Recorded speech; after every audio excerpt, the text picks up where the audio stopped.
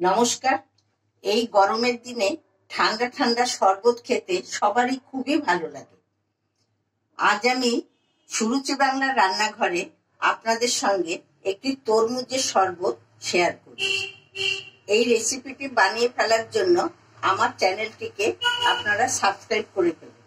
আমার চ্যানেলে আপনারা সবাই শরবত বানানোটি দেখতে থাকুন। আমি এখানে এক বাটি তরমুজ কেটে নিয়েছি। এবার আমি এই তরমুজটাকে গ্রাইন্ডিং এ পেস্ট করে নেব। আমি এখন এটি গ্রাইন্ডিং এ দিয়ে দিচ্ছি।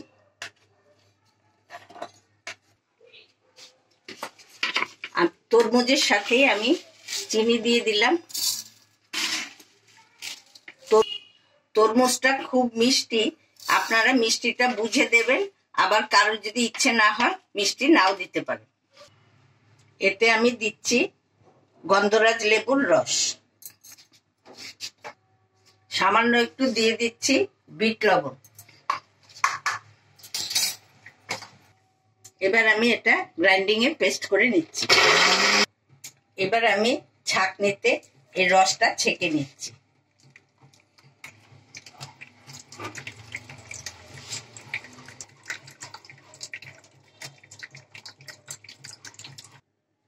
তরমুজের শরবত আমার রেডি হয়ে গেছে। এবার আমি এটা গ্লাসে ঢেলে দিচ্ছি।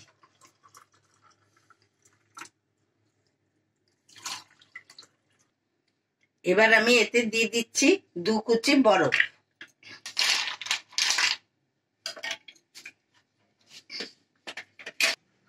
এবার আমি এর উপরে 1 কুচি লেবু দিয়ে দিচ্ছি।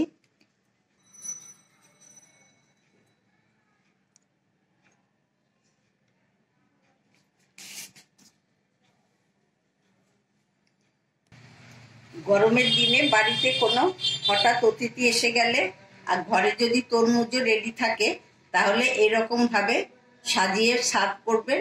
দেখবেন অতিথি গরমের দিনে খেয়ে খুবই তৃপ্তি পাবে। প্লিজ আমার চ্যানেলটিকে আপনারা সাবস্ক্রাইব, লাইক, শেয়ার, কমেন্ট করতে ভুলবেন না। আজ আমি এখানেই আসি।